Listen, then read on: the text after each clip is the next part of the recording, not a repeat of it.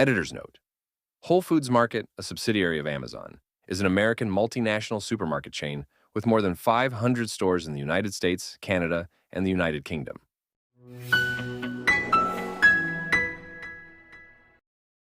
Dear Whole Foods, last week in Los Angeles, where I'm visiting my parents, I went to one of your stores to buy some groceries. While I was walking into your building, two young white men, probably in their mid-20s, each asked me, one after the other, if I would like to help, i.e., donate money, so more children in Gaza have access to clean water.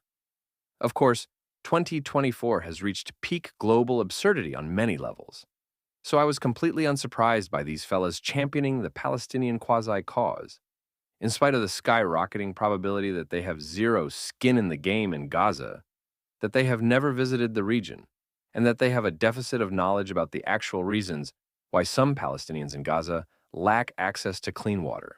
More on this soon.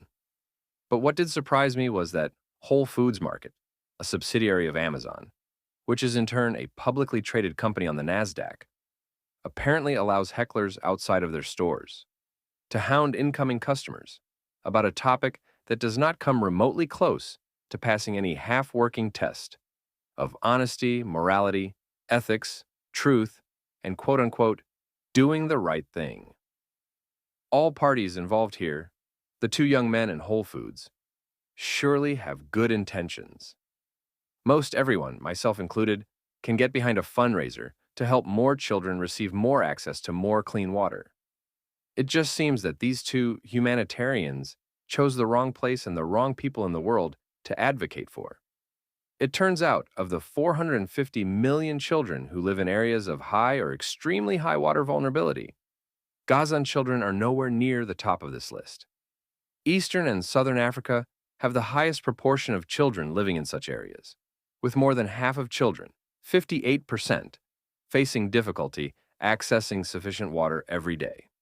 That is followed by West and Central Africa, 31%, and South Asia, 25%, which is home to the largest number of children living in areas of high or extremely high water vulnerability, more than 155 million children. For reference, Gaza has no more than 2 million children, and that is me being incredibly liberal with my approximation. The more accurate number is somewhere between 800,000 and 1.5 million. Why then were these two men exploiting the quote-unquote children in Gaza right outside of an unassuming Whole Foods market? There are two possible options.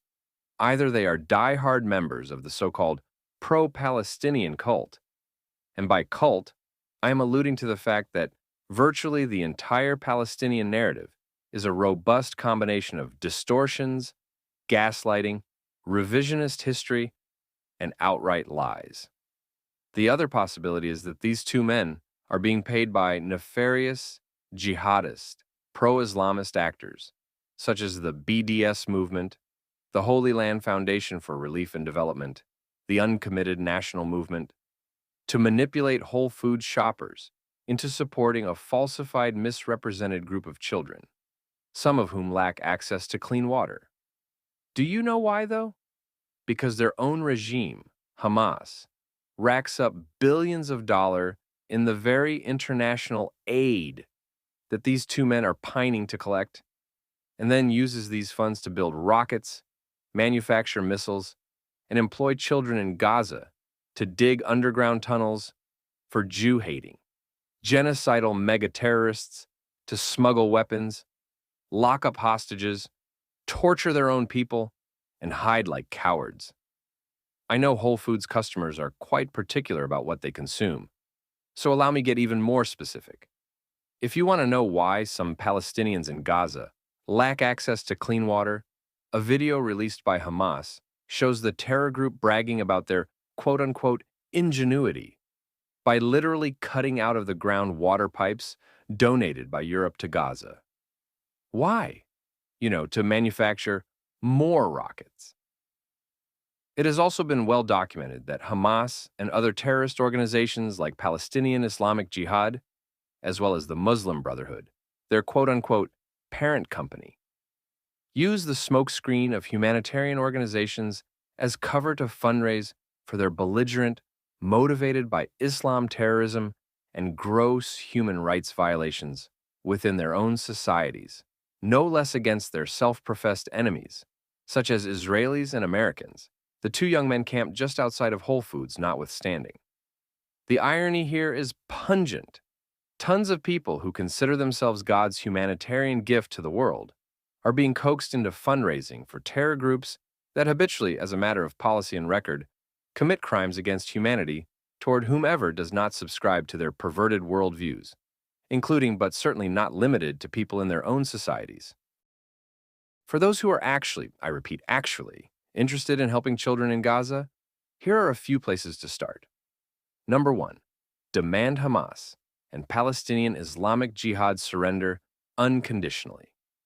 Number 2, tell your governments to stop funding the obscenely corrupted United Nations Agency for Palestinian refugees, notoriously known as UNRWA, which, among other major transgressions, explicitly and systematically encourages children in schools and mosques to join a death cult and become martyrs.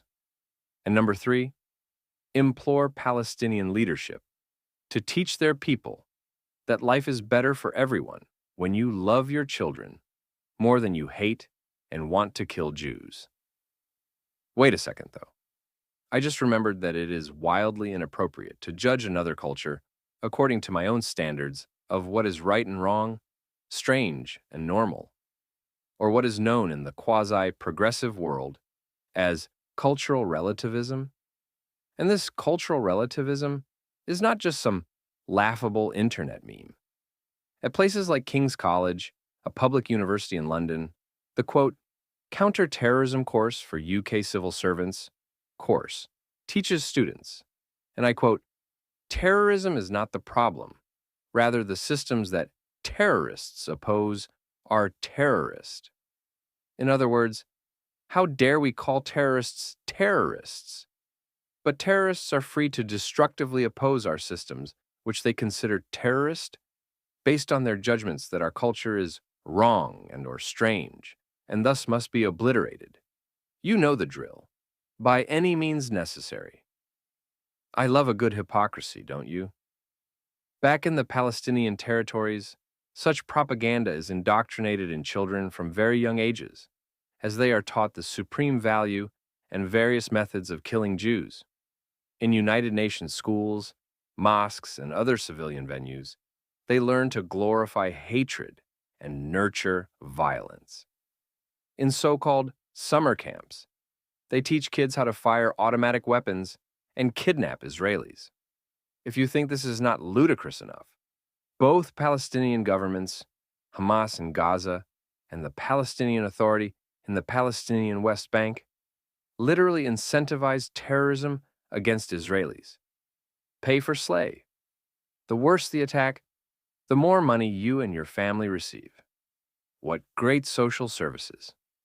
But in the minds of so-called pro-Palestinians, all of this is the necessary price of resistance and liberation. By any means necessary, they love to remind us.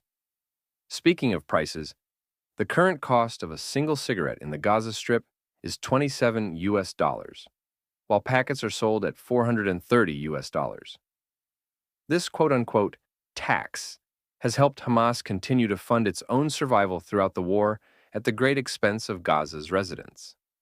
The alarming prices of cigarettes and other goods in Gaza, strategically inflated by Hamas, have sparked a major crisis in the Gaza Strip, causing the residents to resort to solutions such as smuggling and alternative options in order to obtain certain products.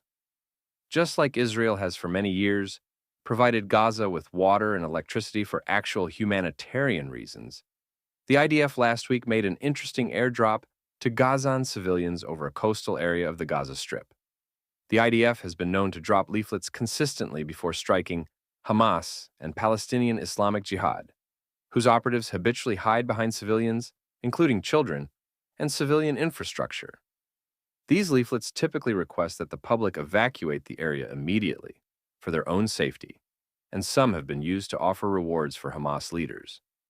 But unlike these airdrops, the ones conducted last week by the IDF did not request that the people in Gaza evacuate or give up information. Instead, the residents were gifted with free cigarettes. That's right, free cigarettes. Attached to the cigarettes, various leaflets said, "Smoking is dangerous, but Hamas is more dangerous." Of course, through the eyes of so-called pro-Palestinians, nothing that Israelis do is ever good, and everything that the Palestinians and their supporters do is purely blameless, like heckling customers outside of a Whole Foods in Los Angeles and gaslighting them with, quote-unquote, the children in Gaza. But the Whole Foods crowd was a tough nut to crack. The first patron, clad in Lululemon and sipping an oat milk latte, paused for a moment, furrowed her brow, and asked, "Gaza? Is that near the paleo aisle?" Undeterred, the two hecklers tried to engage another customer, a man carefully selecting heirloom tomatoes, who politely declined their request. "Sorry, I'm all tapped out after donating to the Save the Arctic Elephants Fund," he said with a shrug, before adding, "Plus, I've already hit my charity quota for the month." As the day wore on, the duo's fundraising remained conspicuously low, save for another so-called white person who is so profusely overwhelmed with white guilt syndrome and thus jumps at every opportunity to subdue it, no questions asked. One of the hecklers, ever the optimist, attempted to hand out informational flyers, only to be met with blank stares and quickened steps. A particularly concerned shopper did stop. However, she warned them about the environmental impact of paper waste before going about her day. And yet, the pinnacle of absurdity was reached when a Whole Foods employee emerged from the store, wearing a bright green apron and a look of corporate concern. "I'm sorry, gentlemen," she began, her voice dripping with empathy, "but we can't have you soliciting here. It's not in line with our community guidelines. Plus, it might upset our customers." "Upset your customers?" one of the hecklers echoed in disbelief. "We're trying to help the children of Gaza. Don't you get it?" The employee nodded sympathetically. "Yes, I understand. But have you considered doing a fundraiser that's more, in line with our brand values? Maybe something like a farm-to-table luncheon? Or a yogathon for peace?" One of the hecklers, sensing the absurdity of it all, could only sigh and then said, "Right. Because nothing says we care about a conflict that has absolutely no bearing on our lives like hot yoga sessions, artisan avocados, and a surgical juice cleanse. And so, dear Whole Foods, while you continue to sell ethically sourced coconut water, fair trade chocolate, and even imperialist Palestinian olive oil imported all the way from Judea and Samaria, perhaps it is time to consider that not every problem can be solved with a recycled tote bag and a monthly donation to the Rainforest Alliance. Sometimes, just sometimes, the world does not need an overpriced grocery store to allow solicitors on their lawn, pretending they are like a group of noble anti-Vietnam War protesters from the 1960s, when in reality these so-called pro-Palestinians are ideologically far closer to the swastika, bearing hordes who gathered in Madison Square Garden in 1939 to cheer on Adolf Hitler. Just a thought, Whole Foods. Take it or leave it. In the meantime, I will do my shopping at Trader Joe's.